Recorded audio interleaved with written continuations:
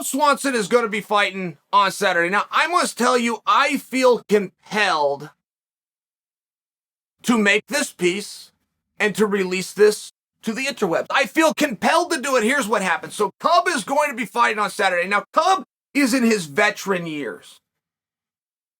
Any fight with the wrong performance and or outcome could be Cub's last fight. This isn't a secret. As tough as that is, everybody reaches that point in their career, and this is where Cub's at, but he's still a feature match. He's going to be fighting on the worldwide leader in Las Vegas in a co-main event. Good spot. Now, Cub's one of the misunderstood guys in the sport. Like, I have a feeling if I asked you, hey, do you like Cub? You'd probably respect him.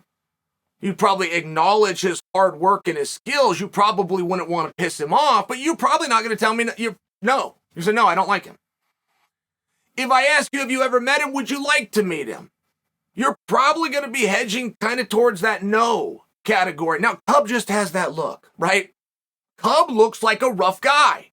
There's some guys that just look like cage fighters. Robbie Lawler is the definition. He is the face of a stereotypical cage fighter. You take a look at Robbie Lawler, you find out what he does for a living, makes perfect sense. But Cub's the same way.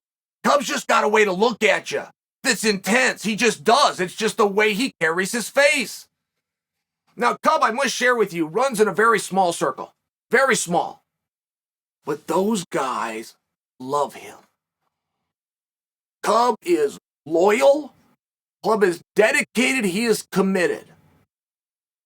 Juan Archuleta went on to win a world championship in Bellator. And after he won it, had told a story that what got him refocused at one point in his career was a conversation that he had with Cub Swanson. Now, I could tell you 3 or 4 or 5 other stories like that of guys that have been inspired and motivated. That when the cameras aren't rolling and behind the scenes, Cub has been a leader to, reached out and helped. He's a very good guy. Might surprise you. Thought I would add that to the story. But Cub comes and does a press conference yesterday. Now, this idea has been out there from the beginning. I mean, I've heard this many times. Essentially, it's what Paul Heyman did for Brock Lesnar. There was a guy running around with a guy named Muhammad Ali, and the guy was named Bodini Brown. And Bodini Brown was the hype man. Now, this is before we found out how great Ali was. And the same with Brock Lesnar. Brock Lesnar now does his own interviews, and they're great. But before the world knew that, Paul Heyman spoke for him. Very different reason. Vince McMahon had decided that monsters don't speak, and therefore Brock is not to speak. He's to remain mysterious. I'm just sharing for you the idea of having someone speak for you while you just stand there has been around for a while. And people have talked about doing it in MMA, but nobody has. And I wanted to do a version of that myself for Tom Aspinall. He lives in a different kind. It wasn't going to work. I'm only sharing for you like the idea and the conception of the creativity I can't give credit to Cub for.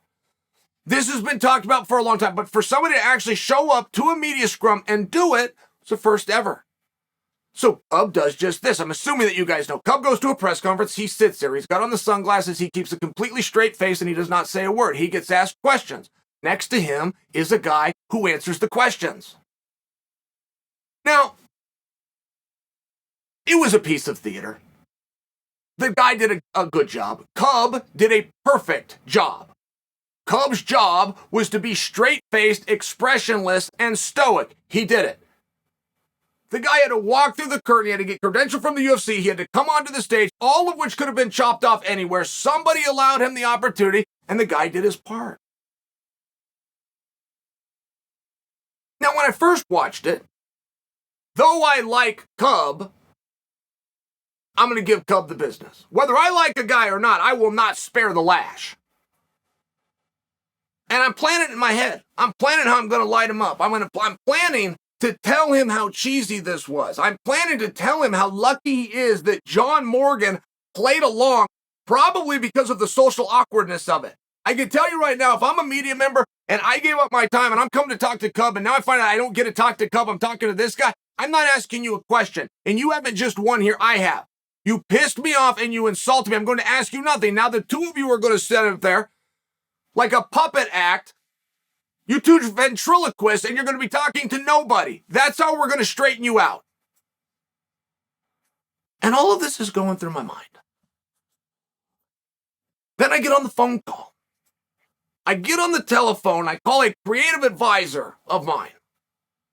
Talk to him about it. I hang up the phone. I call my partner, Ryan. I talk to him about it. Everybody had seen it. Everybody was discussing it.